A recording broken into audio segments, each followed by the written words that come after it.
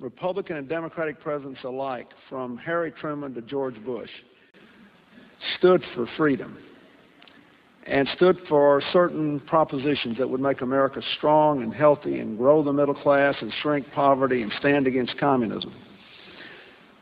And after 1989, President Bush said, and it's a phrase that I often use myself, that we needed a new world order. You were both in Skull and Bones, the secret society. It's so secret we can't talk about it. What does that mean for America? The conspiracy theorists are going to go I'm wild. sure they are. I don't know. I haven't seen the web. Number 322? First of all, he's not the nominee. And, look, I look forward... Are you prepared to lose? No, I'm not going to lose. You both were members of Skull and Bones, a secret society at Yale. What does that tell us? Not much, because it's a secret.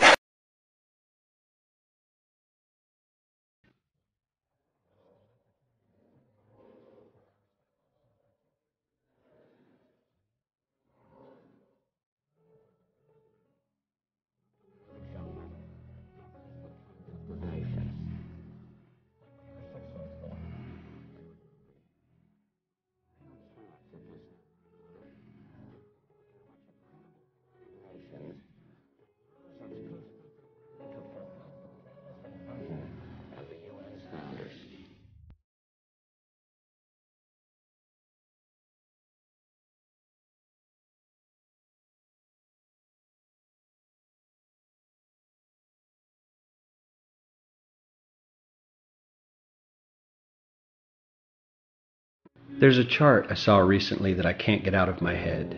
A Harvard business professor and economist asked more than 5,000 Americans how they thought wealth was distributed in the United States.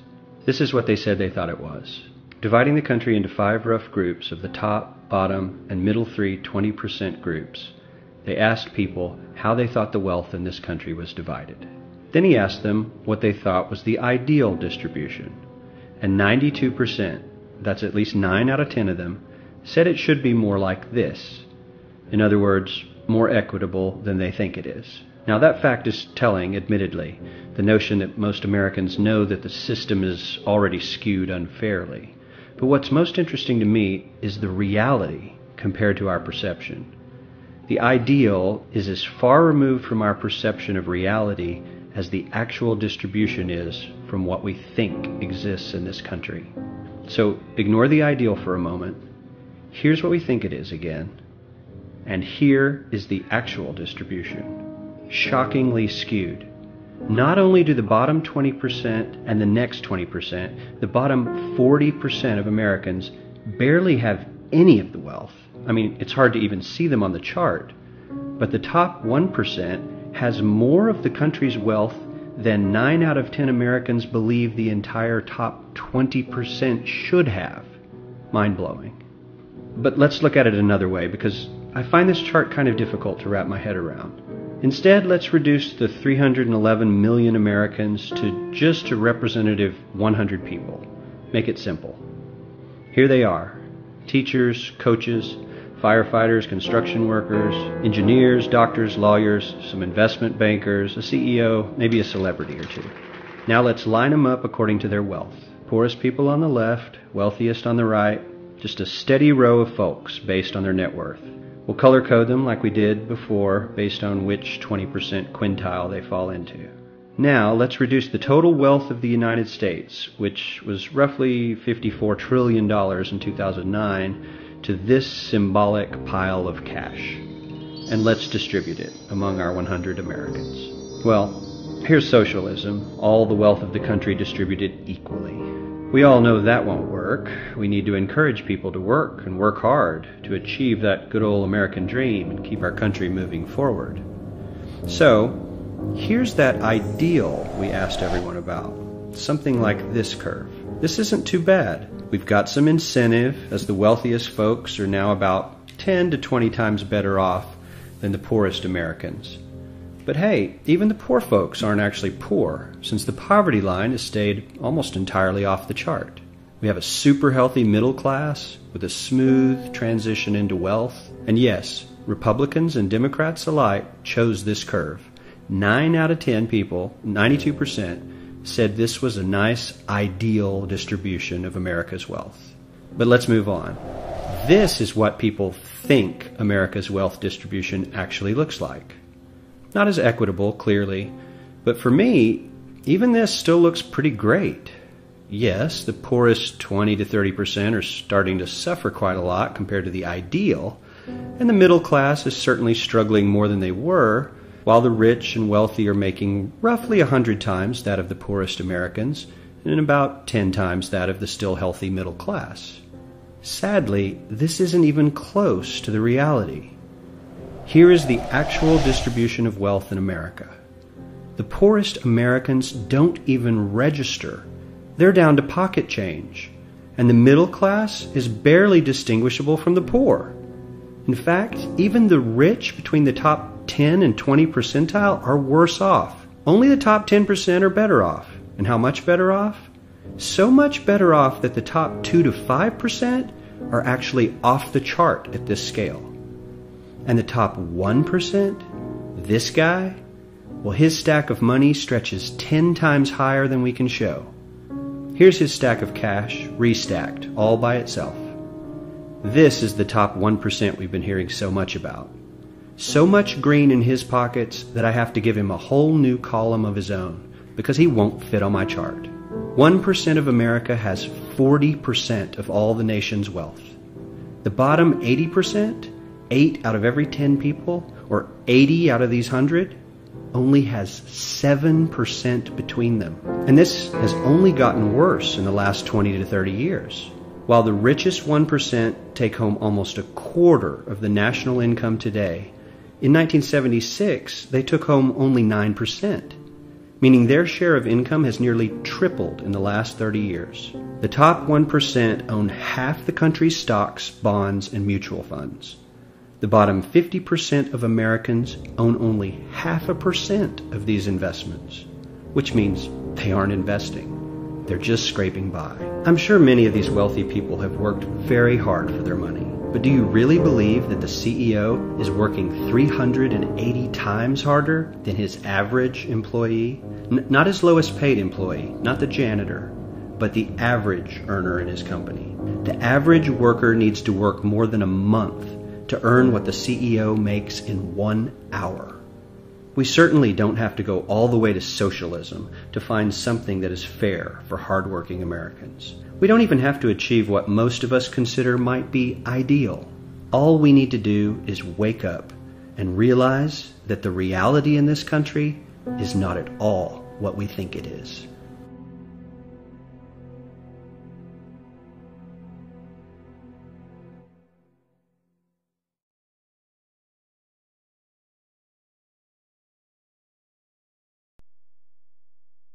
Every human on this planet is enslaved, whether they know it or not.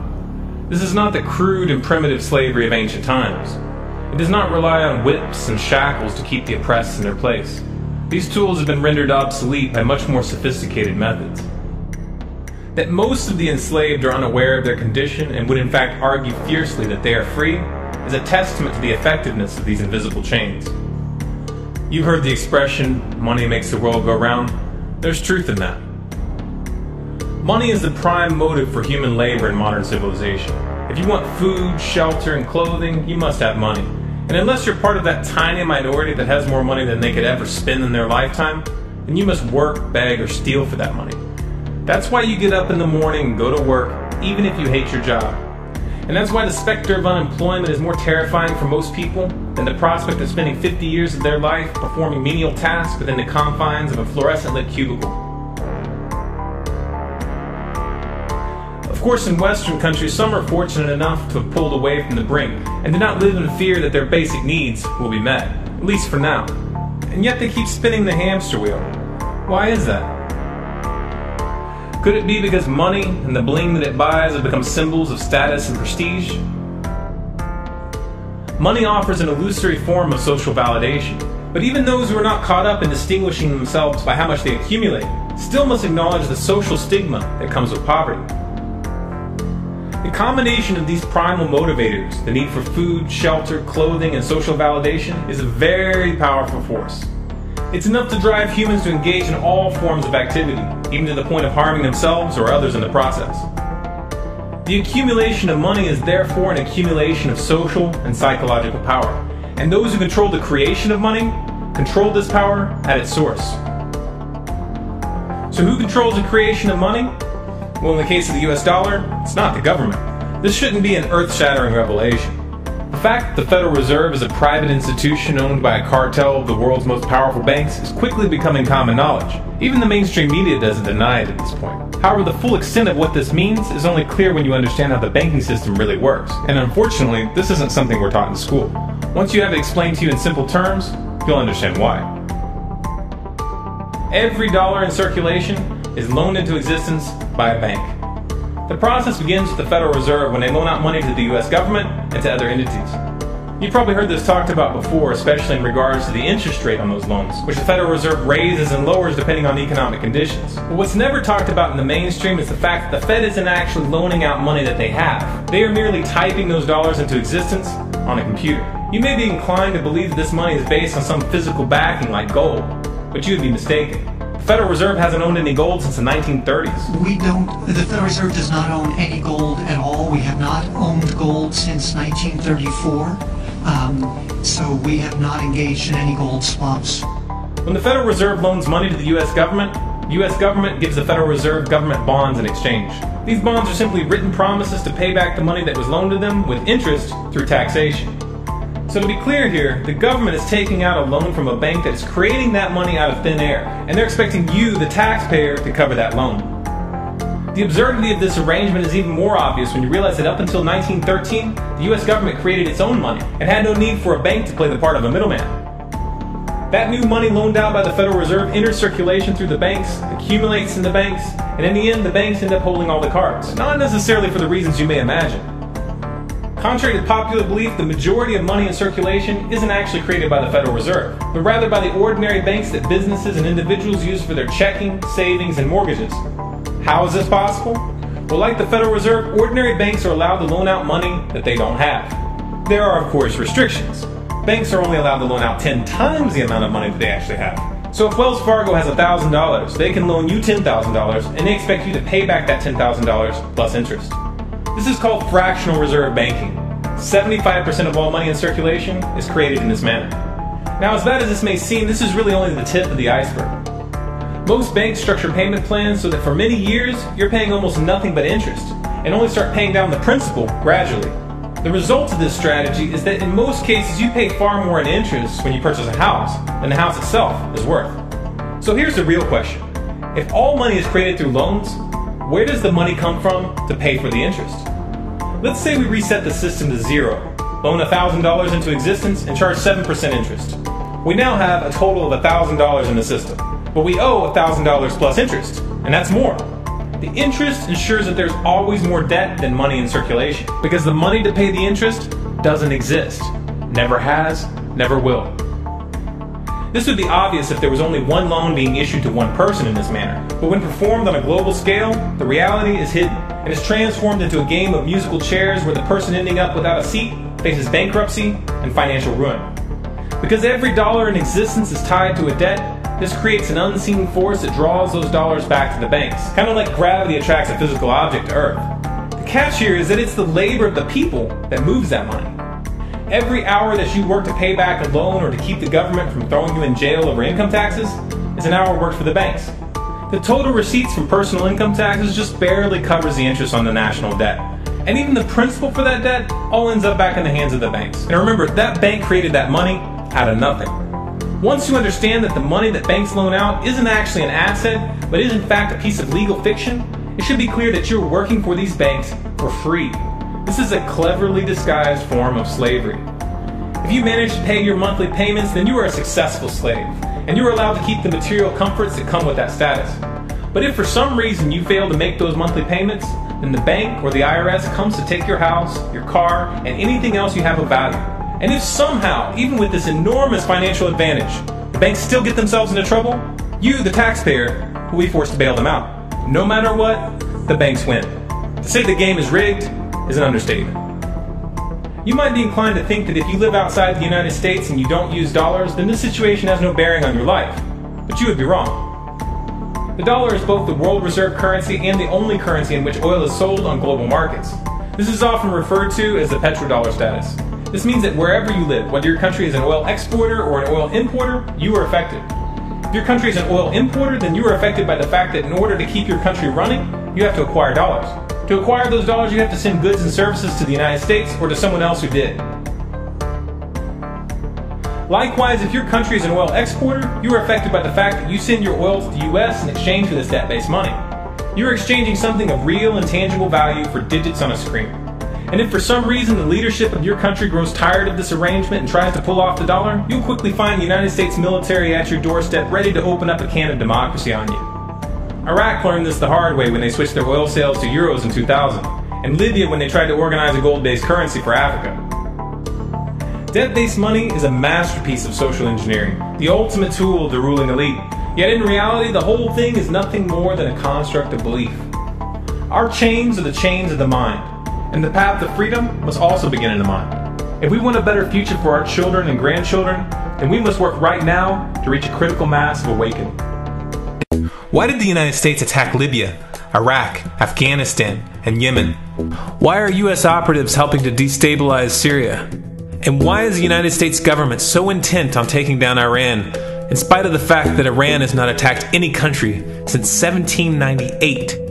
And what's next?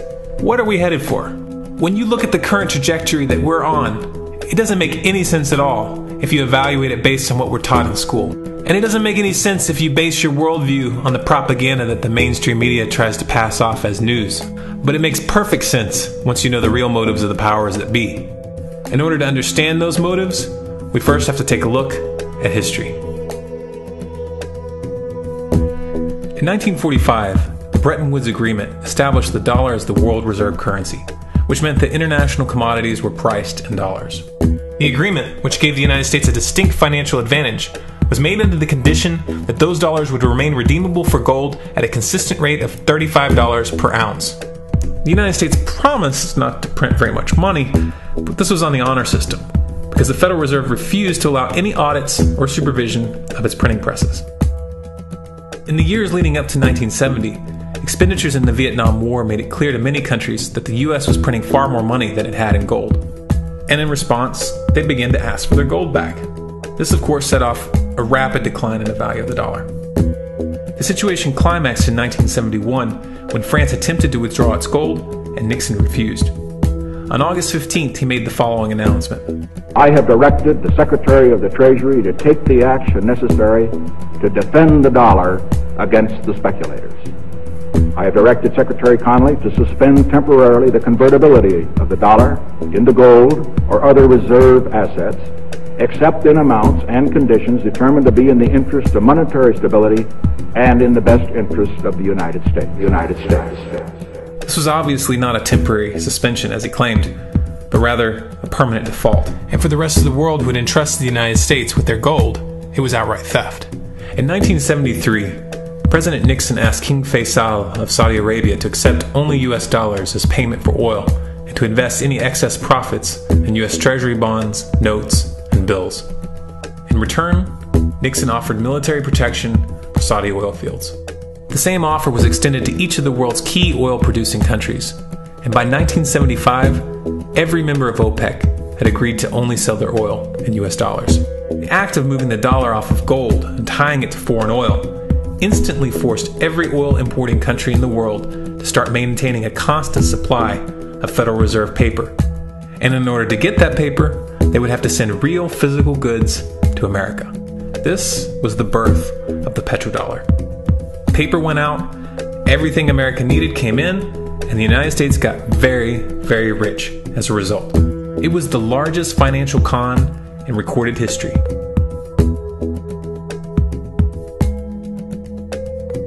The arms race of the Cold War was a game of poker. Military expenditures were the chips, and the US had an endless supply of chips. With the petrodollar under its belt, it was able to raise the stakes higher and higher, outspending every other country on the planet, until eventually US military expenditures surpassed that of all other nations in the world combined. The Soviet Union never had a chance. The collapse of the communist bloc in 1991 removed the last counterbalance to American military might. The United States was now an undisputed superpower, with no rival. Many hoped that this would mark the beginning of a new era of peace and stability. Unfortunately, there were those in high places who had other ideas. Within that same year, the U.S. invaded Iraq in the first Gulf War. And after crushing the Iraqi military and destroying their infrastructure, including water purification plants and hospitals, crippling sanctions were imposed which prevented that infrastructure from being rebuilt. These sanctions, which were initiated by Bush Sr. and sustained throughout the entire Clinton administration, lasted for over a decade and were estimated to have killed over 500,000 children. The Clinton administration was fully aware of these figures. We have heard that 500,000 children have died. I mean, that's more children than died in Hiroshima. And, you know, is the price worth it? I think this is a very hard choice, but we think the price is worth it. Miss Albright, what exactly was it that was worth killing 500,000 kids for? In November of 2000, Iraq began selling its oil exclusively in euros. This was a direct attack on the dollar and on U.S. financial dominance, and it wasn't going to be tolerated.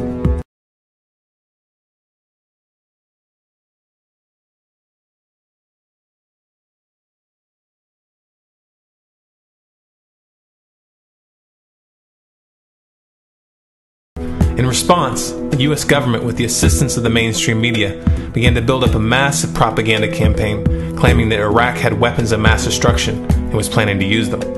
In 2003, the U.S. invaded, and once they had control of the country, oil sales were immediately switched back to dollars. This is particularly notable due to the fact that switching back to the dollar meant a 15 to 20% loss in revenue due to the euro's higher value. It doesn't make any sense at all unless you take the petrodollar into account.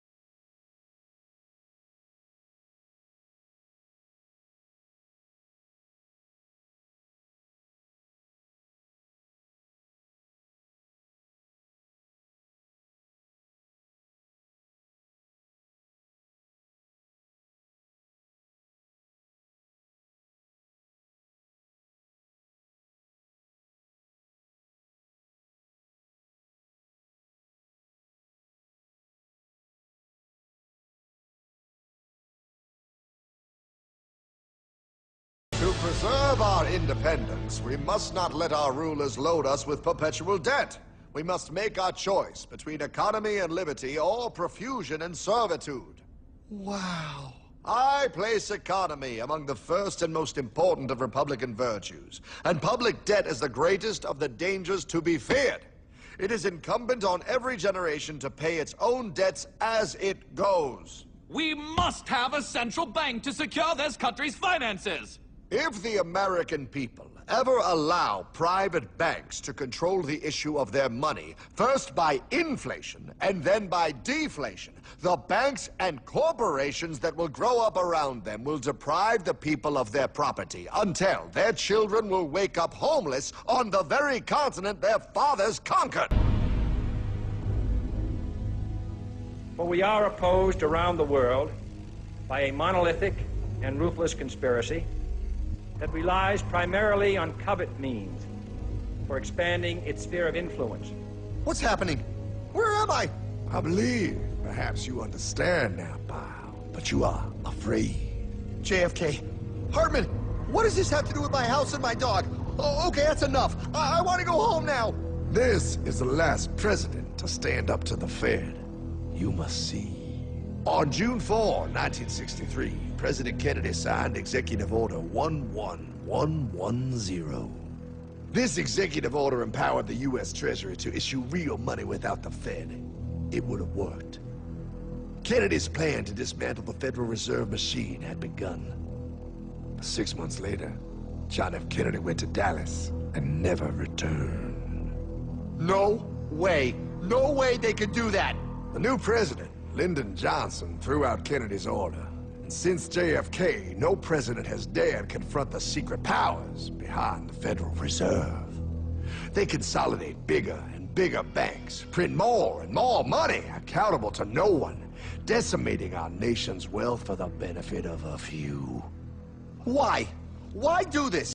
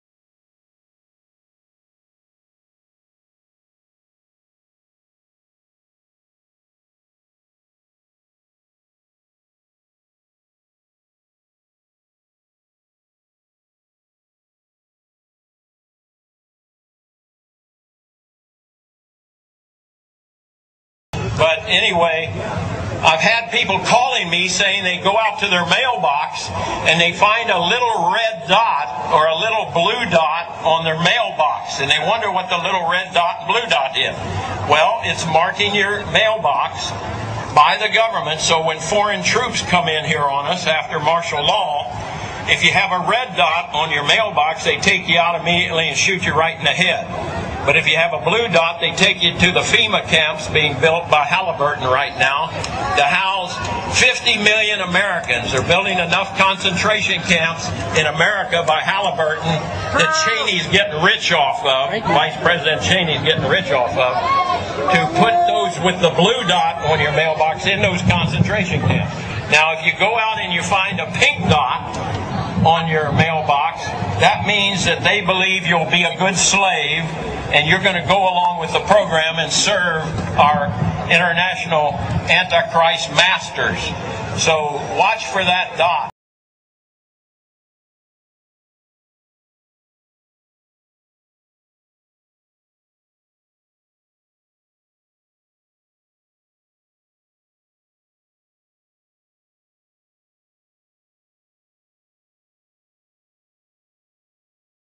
Have you heard that the Department of Homeland Security has purchased 1.6 billion rounds of ammunition last year? I mean, that's going to cost millions and millions of dollars. Correct me if I'm wrong, but isn't this country broke? I mean, you turn on the TV, you hear how we're laying off air traffic controllers, how people are going to die because of it. I mean, Harrison Ford is in a tizzy, and we're spending this much money on bullets? Do you know that 1.6 billion rounds of ammunition is enough to fight a 20-year war and still have bullets left over? My question is, who is the Department of Homeland Security planning to shoot? Do you realize that over the past couple of months, our government has tried to pass bills through Congress allowing them to arrest American citizens without due process, allowing them to kill American citizens without due process? An ad hoc legal approach for fighting terrorism. President Obama today proposed something new, something called prolonged detention. Doesn't sound that bad, right? Prolonged detention. Did you ever see the movie Minority Report? It was based on a Philip K. Dick short story. Came out in 2002. It starred Tom Cruise, remember? He played a police officer in something called the Department of Pre-Crime. Pre-crime is where people are arrested and incarcerated to prevent crimes that they have not yet committed. Mr. Marks, by mandate of the District of Columbia Pre-Crime Division, I'm placing you under arrest for the future murder of Sarah Marks and Donald Dubinos. Take place today, April 22nd, at 0800 hours, 4 minutes. No, I didn't do anything. You didn't do anything, but you're gonna. Future murder. Creepy, right? Putting somebody in jail not for what they've done, but for what you're very sure they're going to do? There may be a number of people who cannot be prosecuted for past crimes. In some cases because evidence may be tainted, but who nonetheless pose a threat to the security of the United States. We're not prosecuting them for past crimes, but we need to keep them in prison because of our expectation of their future crimes. Al-Qaeda terrorists and their affiliates are at war with the United States, and those that we capture, like other prisoners of war, must be prevented from attacking us again. Prevented. We will incarcerate people preventively. Preventive incarceration. Indefinite detention without trial. That's what this is. That's what President Obama proposed today, if you strip away the euphemisms. One civil liberties advocate told the New York Times today, quote, "We've known this was on the horizon for many years, but we were able to hold it off with George Bush. The idea that we might find ourselves fighting with the Obama administration over these powers is really stunning." And it is stunning. And it's got the 5 regions for the FEMA camps, and it talks about barricades and barbed wire and armed guards, and it says that they built the camps and that now they need to get ready to staff them, and that they need to be ready within a 72-hour period. And so I want to challenge everybody to call their friends and their families now and realize that the new economy is to put tens of millions of people, we already have the biggest prison population in the world, in this archipelago, this giant chain of facilities all over the country. The following video details the contents of a Department of Defense document entitled Internment and Resettlement Operations, also known as FM 3-39.40. The document is 325 pages long and it is signed by Joyce E. Morrow, Administrative Assistant to the Secretary of the Army. It was created in 2010, however, has just been recently leaked to the public via the internet and can now be downloaded from multiple sources. In the description below, you'll find a download link for the document. I strongly encourage you to download it yourself and to verify everything that's being said here. The document outlines military procedures for internment and resettlement of civilians, and it describes the layout and the administration of these internment camps. It clearly states on page 38 that it applies within U.S. territory, and it specifically addresses the detainment of U.S. citizens, as is indicated by the identification procedures for new prisoners on page 146, which states that social security numbers are to be recorded alongside their photograph and fingerprints. Included in the list of organizations which may be involved in these internment operations are the Department of Homeland Security, FEMA, the Department of Defense, and the United Nations. On page 56, the document outlines the responsibilities of psychological operations officers within the camps, among which it states that a PSYOP officer develops and executes indoctrination programs to reduce or remove antagonistic attitudes and identifies political activists. On page 281, the document goes into more detail regarding the role of psychological operations within the camps, specifically in regards to pacifying the population and ensuring cooperation. On page 238, it gives the conditions for the use of deadly force in such camps. Among the justifications for lethal force, it includes to terminate an active escape attempt. That point right there should make it clear that these camps are not benevolent disaster relief type facilities. On page 244, the document calls for the use of snipers during riots to, quote, scan a crowd and identify agitators and riot leaders for apprehension and fire lethal rounds if warranted. On page 260, it shows the basic layout for a facility focusing on detainment. It is depicted with interrogation areas, tribunal areas, and mortuaries. Each detainment facility is designed to hold 4,000 prisoners, and they are depicted with multiple levels of barbed wire separating compartments within the facilities, with a double barbed wire fence enclosing them, and watched over by 24 guard towers. On page 261, the document depicts the layout for what they call civilian resettlement facilities, which are designed to house 8,000 people. Though it uses the word resettlement, the plans show multiple levels of barbed wire dividing the sections of the facility, with double barbed wire fencing on the outside, as well as 16 guard towers.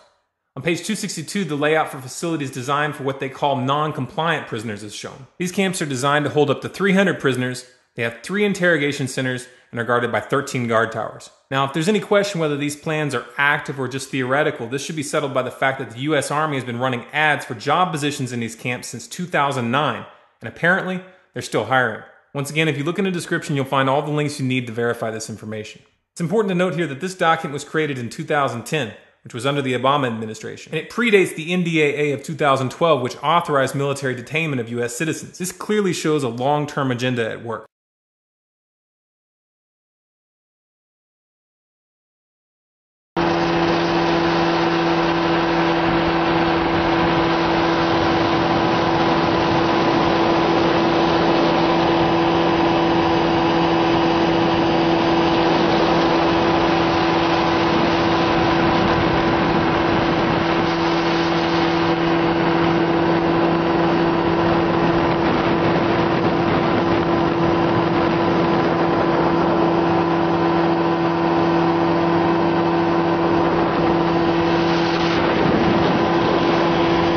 Listen to this, folks. I was pulled to the side road, which was a new cut gravel dirt road in front of a business, a builder supply business. And the right side of the road was filled with, which I thought was portable toilets. I never looked at them that close. Same in color, maybe black, but which was an odd color. And I asked him about the field of black boxes. What were they? Because I'd never seen anything like that. And his statement was that if he told me, I would be one of few people in Madison, Georgia that knew about them. And he says they're disposable coffins, I believe he told me. And he says there's 100, at that time he said there was 125,000 there. And the brother of the man that owns this field, that the government is leasing this field from to store these disposable coffins, this brother was given 3 years to set up temporary morgues around the country.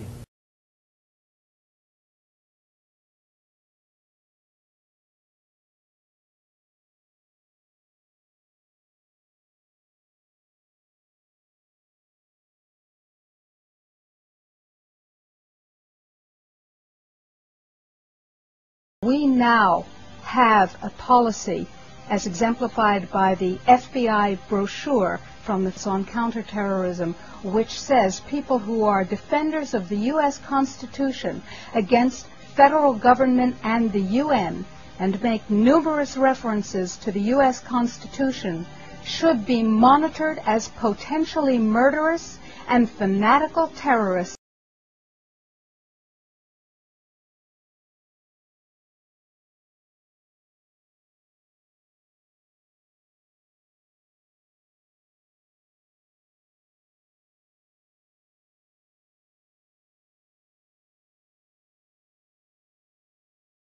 Department of Justice memo, which tells local police what should you be looking out for in kind of everyday terrorism prevention and terrorism watch activities.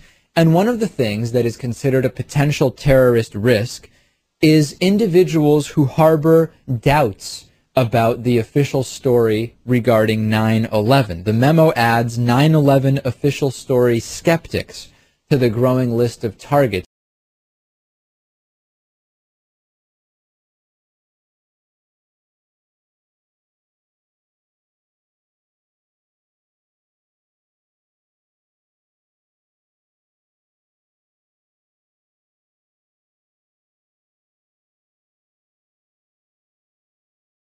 If you go outside the city of Atlanta, go east about 60 or 70 miles to the town of Elberton, and then go north on Highway 77 about 10 miles, you'll find off to the right what's called the Georgia Guidestones.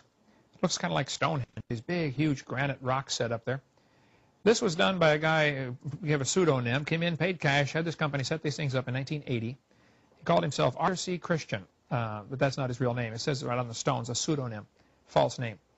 On these Georgia Guidestones, it gives the 10 Commandments for the New World Order. 10 Commandments for the New World Order. The first commandment was to maintain humanity under 500 million. I went there and looked at those things and said, now, hold on a minute. Today's population is 6 billion. They want to maintain humanity under 500 million. Looks like a lot of people got to die for their plan to work, which is, by the way, the plan.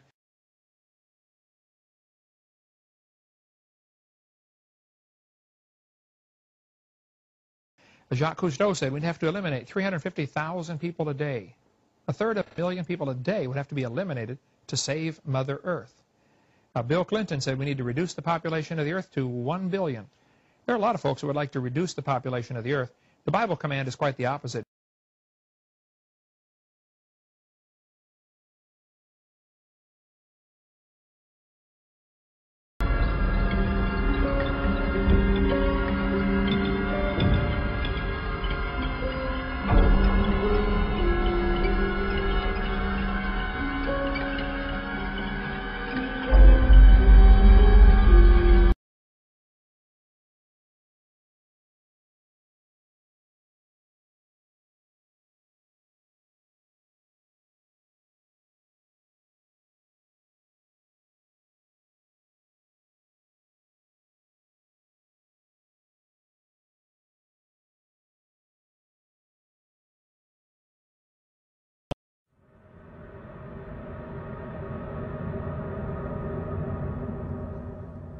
My friends, the information that you are about to witness from all of my years of research is the most important.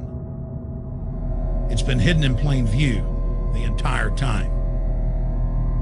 This is the ultimate secret, and it's about to be exposed.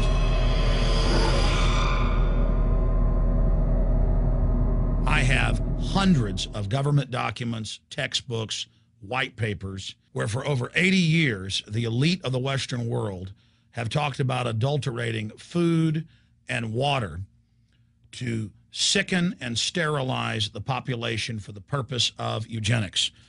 It's all covered in the book Eco Science, written by the White House science czar John P. Holdren, where they talk about a planetary police state to carry out the forced sterilization. They also talk about covert systems in the water and food to sterilize the population. Now, this was written decades ago, before he was White House science czar. Now, suddenly, the stuff in this book is all over the news. They're selling it to the public as if it's a good thing. You see here before you what an average person would buy when they went shopping at the store. Not everything here is bad for you, but much of it has compounds and artificial chemicals that have been added that are extremely toxic and bad for your health. And they have known this the entire time, and they have approved them for use. Let's start with aspartame.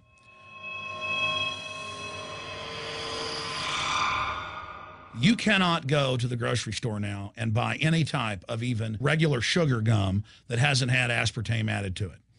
In the 1970s, Searle tried to get it approved, and they couldn't. It took them 3 separate times because in their own studies with monkeys, large portions of them that were fed it died and contracted cancer. Now we have mainstream news articles, and the EU has done a major study finding lower birth weights, early birth, and yes, miscarriages from women that drink aspartame-laden soft drinks like Coke Zero. What is aspartame? It is the fecal matter of the E. coli bacteria. They took it and genetically engineered it. They can feed it toxic waste, and then it defecates aspartame. And it has so many bad health effects, it's just unspeakable.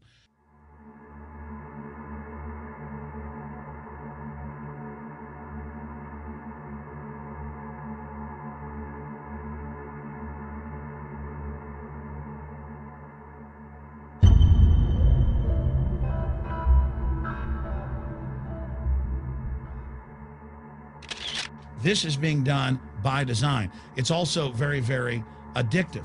But let's just go ahead and move away from aspartame and talk about McDonald's and chicken McNuggets. Now, I remember a decade ago or so reading health advisories claiming that a form of plastic that's used in silly putty, basically a type of silicone, was in the chicken McNuggets, but also in many other TV dinners and other foods. It is illegal in every other nation in the world to add these chemicals to the food, but it's not in the United States. The big secret is all of this was done by design by the FDA.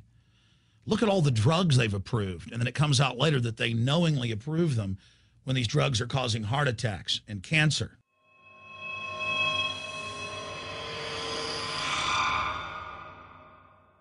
In the Nuremberg trials, it came out that the Nazis were adding sodium fluoride to the water supply in the labor camps and death camps to make the population more docile and controllable. There had been hundreds of university studies before Hitler even came to power. This is a form of forced medication. They admit that 1 part per million of sodium fluoride more than doubles the chance of bone cancer in boys and men. As the public became educated in the last few decades, the government and industry's response was to not just put it in water, but to start adding it to thousands of products like children's water that's mixed with their formula or with their cereal. They started adding as much as 900 parts per million in things like powdered eggs. It causes reductions in IQ. It increases sterility or lack of fertility. And it's being added to so many of the daily staples that we consume. We'll get back to food additives in a moment. But first, I wanted to look at genetically modified organisms.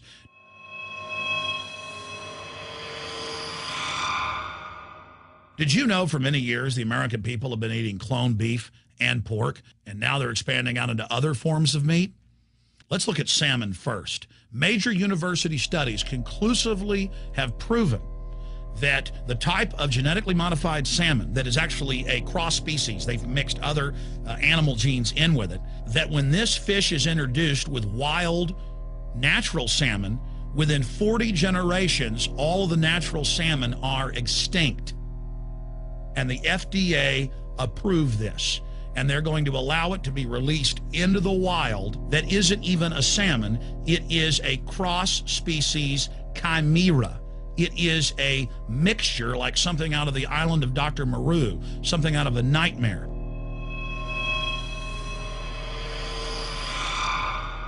More than 85% of the corn now consumed in the United States, and it's also starting to trend that way in Europe and Canada, is genetically engineered. It grows its own pesticide within the corn kernels so that insects won't eat it.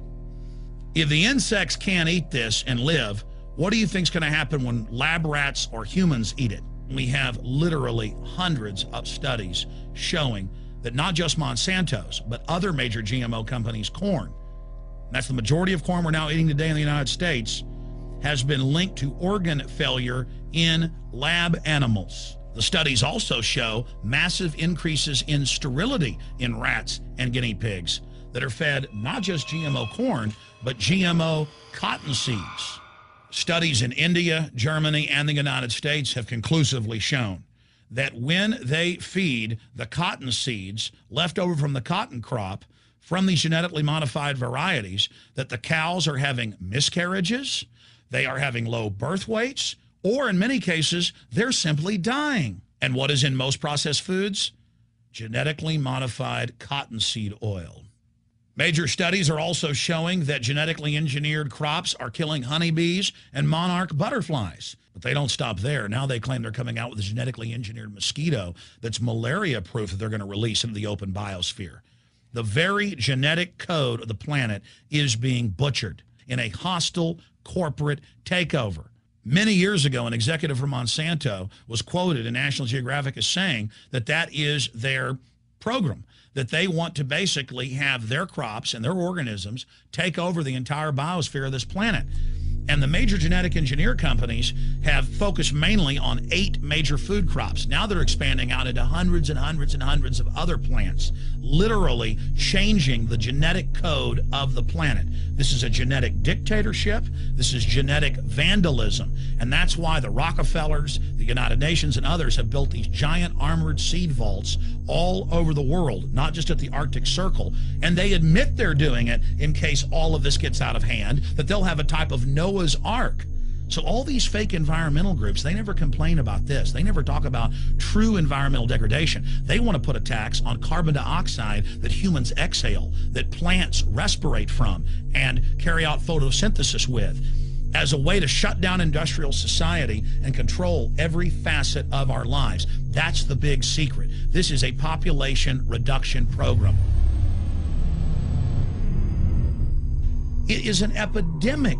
The sperm count has dropped in the Western world exponentially. Even the government has been predicting within another generation, almost everyone is going to be sterile. This is the globalist religion. This is their philosophy.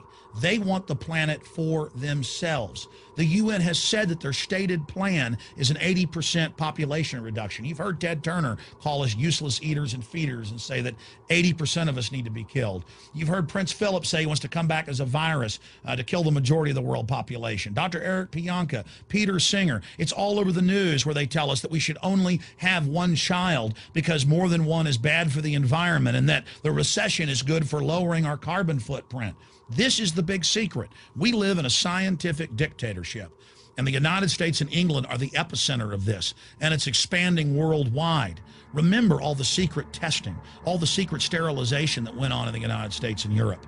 Remember what Hitler did. He learned all of that from the eugenicist and the Rockefeller family in the United States. This is a culture of death being pushed on you and your family. And even if you think the world is overpopulated, you need to understand that you're being targeted by this as well. Targeted by design. Recombinant bovine growth hormone in your milk, making 8-year-old girls go into puberty when they should be going into puberty at 12 or 13. Silicone in chicken McNuggets and hundreds of other processed foods. Aspartame, that is the feces of genetically engineered bacteria that has incredible health problems that have been proven. Think for yourself. It goes on and on. ABC News, this goes back 4 years ago. Viral meat spray, advancing food safety. They spray a live virus on the meat to supposedly kill the bacteria. This is a live vaccine they spray on most of the meat you're consuming that you're buying from the store. It gets even worse.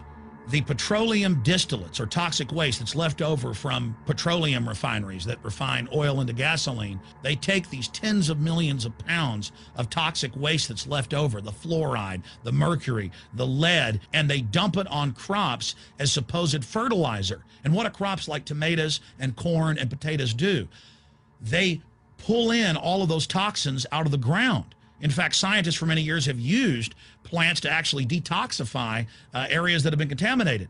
And those plants are pulling all of this up, and then you are eating it. That's why the Washington Post reported in January of 2008 that a major study found that nearly a third of the 55 popular brand name foods and beverage products were filled with mercury. Despite the fact that the people of Europe for over 20 years have fought off all the genetically modified wheat and corn and other crops being planted in their nation, now the EU is buckled and is accepting it. The United States is literally a testing ground for all of this. It's just automatically approved.